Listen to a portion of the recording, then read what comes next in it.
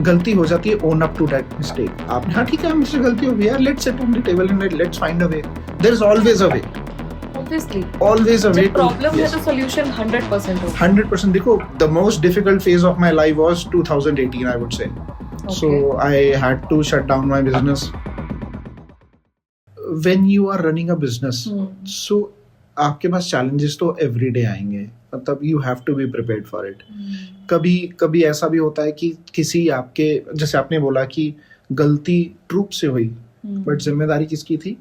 एक लीडर की। तो ऐसा ही हमारे साथ डेली होता है, आपकी टीम गलती करती है, बट वो गलती टीम की नहीं है, वो गलती आपकी है।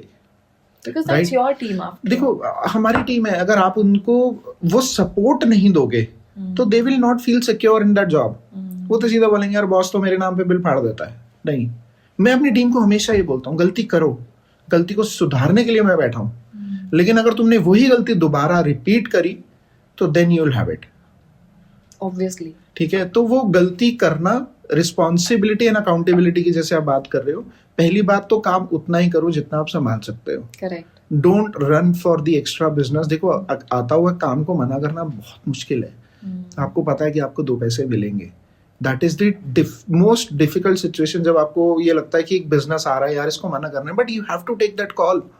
अब आज की डेट में मैं बोलूँ मेरे पास 10 लोग हैं और मैं एक ऐसा काम पकड़ लूँ जिसको करने के लिए एटलीस्ट 15 लोग चाहिए। ठीक है, मैं बोलता हूँ ठीक है मैं 10 के 10 लोग उसमें डिप्यूट कर दूंगा, खुद भी इन्वॉल्व हो जाऊंगा, बट क्या फायदा होगा, मैं तब भी उसको, उस प्रोजेक्ट को या उस काम को पूरा नहीं कर पाऊंगा। बिल्कुल। And end of the day accountability मेरी है, मैंने वो रिस्पॉन्सिबिलिटी तो ले ली पूरा करने के लिए, बट अब अकाउंटेबल हूँ, जवाबदेही मेरी है। तो क्या मैं जवाब दे पाऊंगा जब गलती होगी, और 100% गलती होगी एंड मुझे पता है ये गलती होगी। तो never run for a business जो आपको पता है आपके बस की नहीं है। मैं I will be very blunt with my words, don't go after the business जो आपके बस की नहीं है। हाँ बिल्कुल। थोड़ा बुरा लग सकता है लोगों को, बट ठीक है।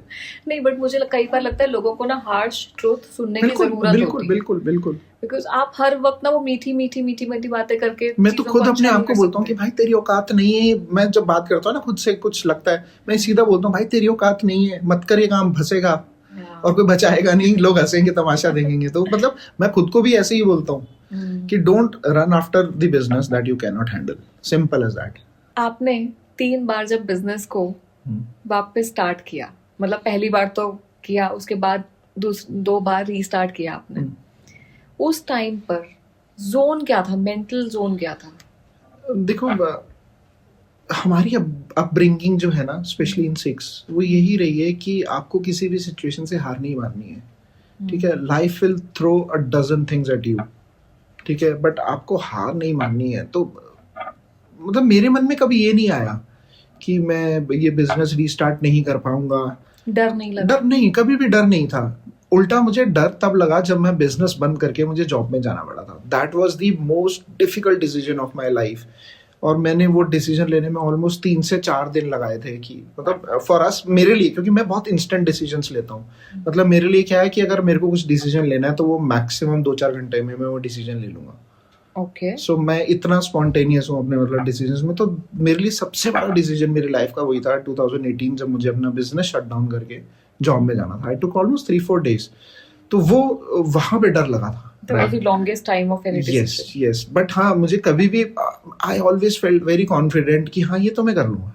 मतलब बिजनेस स्टार्ट करना था जब फर्स्ट टाइम भी 2003 में भी, जब मुझे अपनी मतलब तब तो फैमिली का सपोर्ट भी नहीं था। मतलब support in the sense, support वैसे सपोर्ट पूरा था, but they were very scared कि मैं बहुत यंग हूँ। अभी क्या है इसकी, तब मेरी ऑलमोस्ट मैं 19-20 साल का था। तो उस टाइम में लोगों को लगता था कि नहीं 2-4 साल पहले धक्के खा ले मार्केट में, पहले जा मार्केट में धक्के खा, और ये तो भी इसको 1 साल का एक्सपीरियंस भी नहीं हुआ है।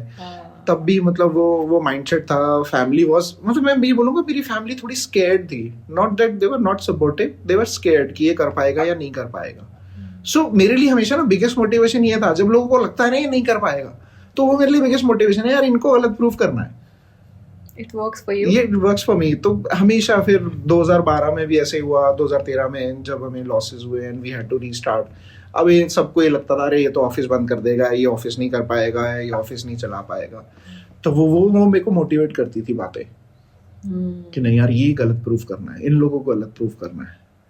फिर कभी ऐसा नहीं लगा कि ब्रेन ने एक्सेप्ट कर लिया हो कि यार शायद ये लोग ठीक ही कह रहे हैं? नहीं, मैं जब तक मेरे अंदर से आवाज नहीं आएगी ना, मतलब लोग मुझे जिद्दी भी कहते हैं इस मामले में, हार्श भी कहते हैं। In fact my own family, my wife sometimes से कि आप बहुत जिद्दी हो इस मामले में, बट नहीं, ये कभी मेरे माइंड में कभी ये नहीं आया कि ये नहीं हो सकता। नहीं है, जिस दिन देखो, अगर मुझे लगता है चाहे मैंने बिजनेस किया, चाहे मैंने जॉब करी 2 साल, I was 100% dedicated towards it. मतलब जब मैंने जॉब का भी डिसीजन ले लिया, वो 2 साल मैंने जॉब करी, तब भी मेरे मन में कभी ये नहीं आया कि मैं ये नहीं कर पाऊंगा। सोचो, मैंने ऑलमोस्ट 16-17 साल बिजनेस किया, उसके बाद मैं जॉब में गया। तो अगर मेरा माइंडसेट ऐसा होता कि मैं ये नहीं कर पाऊंगा, तो मैं 2 साल सरवाइव नहीं करता। करेक्ट, ठीक है। और वो कोविड आ गया, इसलिए आई वुड से भगवान जो करता है अच्छे के लिए करता है। वो कोविड आ गया, सिचुएशन ऐसी बन गई कि मैं वापस मैंने बिजनेस रीस्टार्ट किया। नहीं तो अगर शायद कोविड नहीं आता, शायद मैं आज भी जॉब कर रहा होता। इनफैक्ट मैं सच में ये बात पूछना ही चाहती थी कि अगर कोविड नहीं आता और जॉब नहीं गई होती तो आप दोबारा बिजनेस स्टार्ट करते? शायद नहीं, मतलब मैं जॉब ही कर रहा होता। आई एम वेरी, मतलब क्योंकि देखो, मैंने क्या बोला कि मैं ऐसा नहीं करता था कि मैं जिस भी कंपनी में हूँ उस कंपनी को मैं अपना नहीं समझूंगा, या मैं जॉब कर रहा हूँ तो सिर्फ मैं पैसे के लिए जॉब कर रहा हूँ। नहीं, माई डेडिकेशन वॉज 100%। मैं हमेशा ऐसे ही जॉब की है मैंने, जैसे मैंने अपना बिजनेस चलाया है। इनफैक्ट मेरे इनपुट्स भी अपने बिजनेस के हिसाब से होते थे। कई बार मुझे लगता था कि चीजें जैसे ठीक नहीं है, ये बेटर हो सकती हैं, क्योंकि मैं बिजनेस पॉइंट ऑफ व्यू से सोचता था। एक जॉब वाला कहता ठीक है, नहीं भी हो रही है, नहीं हो रही है, मैं क्या मतलब, बट नहीं, मैं घुस जाता था। मतलब मैंने जॉब भी करी है तो पूरी डेडिकेशन के साथ करी, और कभी मेरे माइंड ने ये नहीं कहा कि ये मत कर, वो मत कर, ये मत कर, वो मत कर। हाँ ठीक है, वो चैलेंजेस जरूर रहे हैं कि बिजनेस ऐसे करना है, वैसे करना है, those are different things, but no, never a point in my life when my brain said no. Okay, उस दिन मैं डेड हो जाऊंगा। सो आई would I will wish कि ऐसा कभी ना आए, ऐसा कोई पॉइंट नहीं आना चाहिए लाइफ में, because और in fact not just with me, आपके लिए भी और ये बाकी लोगों के लिए भी है। आपको जब आप काम कर रहे हो, जब आप बिजनेस कर रहे हो, एंड आई वुड से जब आप किसी के पास जॉब कर रहे हो, give your 100% best. If someone investing their time, में अगर मेरे पास भी आज एम्प्लॉइज काम करते हैं, मैं उनको भी एज अ फैमिली ट्रीट करता हूँ। मैं उनको कभी फील नहीं होने देता कि वो जॉब कर रहे हैं। I have given them full liberty to use my office the way they want. मैं उनको यही बोलता हूँ कि भाई ऐसे काम करो जैसे अपना ऑफिस चला रहे हो।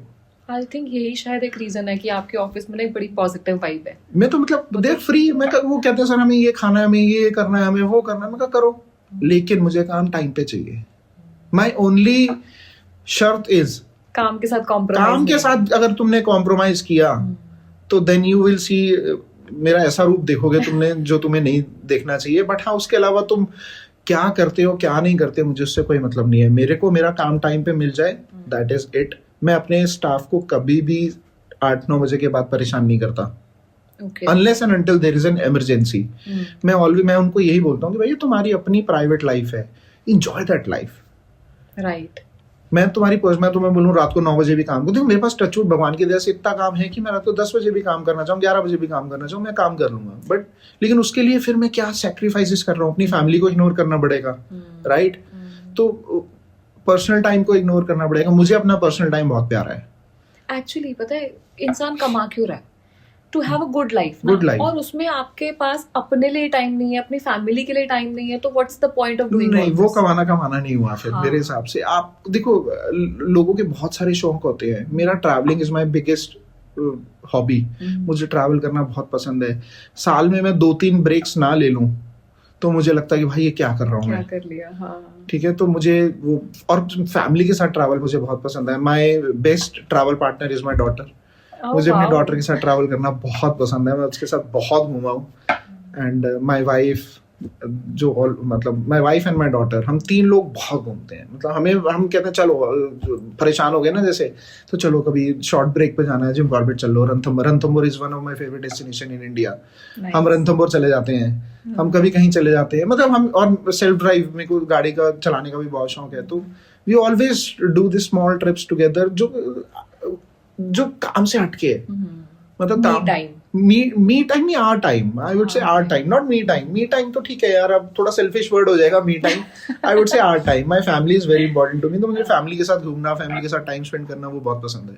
But you are very blessed. पता है यूजुअली क्या होता है, जो बहुत ट्रैवल फ्रीक होते हैं ना, उनको पार्टनर्स नहीं मिलते। ट्रैवल फ्रीक उनको पार्टनर्स मिलते हैं जिनको घर में रहना होता है। मैं आपको बताता हूँ, इसके पीछे भी एक स्टोरी है। अच्छा। I am a wild life lover. Okay, ठीक है। मेरी वाइफ को वाइल्ड लाइफ का बिल्कुल शौक नहीं था। बिल्कुल भी।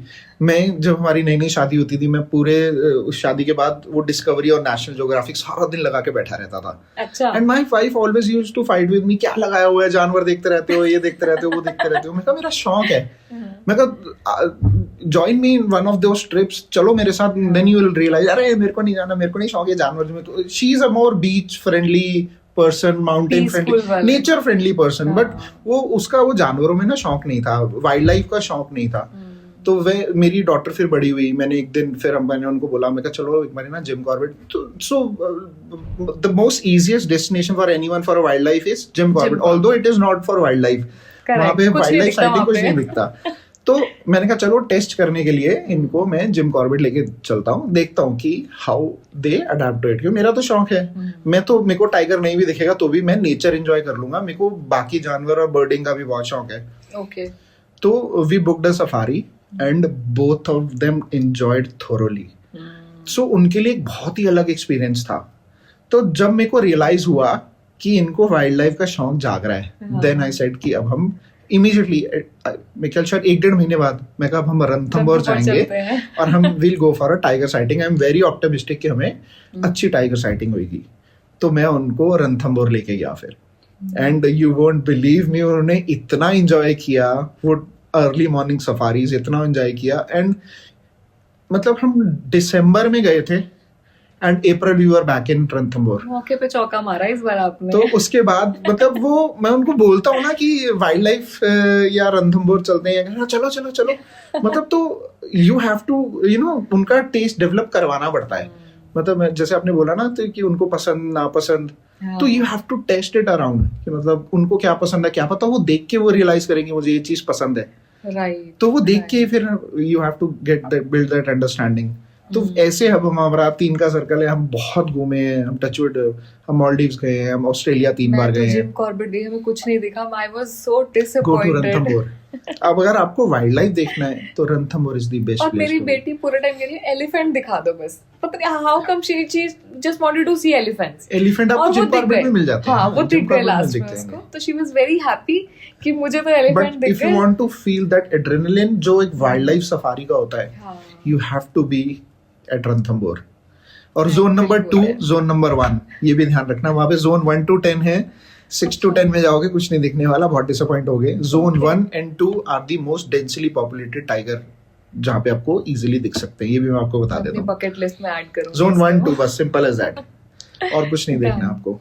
तो हाउ इस तरीके से हमारा फैमिली का है कि हम कहीं पे भी जाते हैं, मुझे रोड ट्रिप्स बहुत पसंद है। मतलब मुझे ऐसा नहीं कि हाँ बैठ गए, मालदीव्स हम लोग गए थे, ठीक है अच्छी डेस्टिनेशन थी, पर मुझे इतना अच्छा नहीं लगा था कि क्या है मालदीव्स में यार, बीच में बैठे रहो, बियर पीते रहो, बस फिर पड़े रहो, फिर वो नहीं। मुझे I have to be outdoors, I have to be in the nature. मैं कहीं पे भी जाऊं, मुझे पहाड़ों पे बहुत पसंद है जाना, तो मुझे नेचर के आसपास रहना है एंड सेल्फ ड्राइव करनी है। तो लकीली वो पार्टनर्स हैं मेरे, my wife and my daughter बना दिए हैं। हाँ मैंने बना दिए हैं, आई वुड से मैंने बना दिए हैं उनको उस तरीके से मैंने बना दिया कि अब उनको पसंद है मेरे साथ। ये ट्रेनिंग मैं आपसे लूंगी कैसे करते हैं। मतलब हाँ जनरली मेरे को तो ऐसा लगता है कि most of the couples they keep on fighting on deciding the destination, यहाँ जाना है, वहाँ जाना है, वहाँ जाना है। यस। तो मैं तो क्या करता हूँ, मेरा क्या है कि सिंपल सा फंडा है, मैं ऑस्ट्रेलिया भी जाता हूँ ना, माय इन-लॉज आर देयर, तो मैं वहां पे भी कहीं ना कहीं नेचर ढूंढ लेता हूँ और फिर मैं बोलता हूँ चलो यहाँ अब हम ड्राइव पे चलेंगे। तो वो आपका शौक है। नहीं तो जनरली एक ऐसी डेस्टिनेशन में जाके कुछ भी, मतलब वो किसी एक अच्छे रेस्टोरेंट में खा लिया। कई लोगों को रेस्टोरेंट्स बहुत पसंद है, कई लोगों को क्लब्स बहुत पसंद है। I am not a club person, मुझे लेट नाइट पार्टीज नहीं पसंद। So that is how I am built. नहीं मुझे नहीं पसंद, मैं ओकेजनली साल में 4-5 बार चला जाऊंगा मैक्सिमम, इससे ज्यादा नहीं। लोग तो हफ्ते में 2-2, 3-3 दिन चले जाते हैं। So that is how I am. मुझे नेचर फ्रेंडली हॉलीडेज ज्यादा पसंद है। नाइस। तो ये तो चलो हमने आपके वेकेशन के राज जाने। नेक्स्ट टाइम जब रणथंबोर जाओगे तो साथ में लेकर जाना। चलो अभी कल चलते हैं रणथंबोर के लिए, तो हम ऑलवेज रेडी। तो मैं पॉडकास्ट का क्या करूं? वो आपके ज्यादा जरूरी है अभी के लिए तो। यस। ओके, आपको क्या लगता है कि रिस्क का कितना इंपॉर्टेंट रोल है एक बिजनेस ओनर की लाइफ में? थैंक यू सो मच इस क्लिप को एंड तक देखने के लिए। अगर आप ऐसे और भी क्लिप्स देखना चाहते हैं तो अभी हमारे चैनल आरुषि विद क्लिप्स को सब्सक्राइब कर लीजिए, और अगर इस क्लिप के पूरे एपिसोड को आप देखना चाहते हैं तो प्लीज विजिट कीजिए हमारे दूसरे चैनल पॉडकास्ट विद आशी को।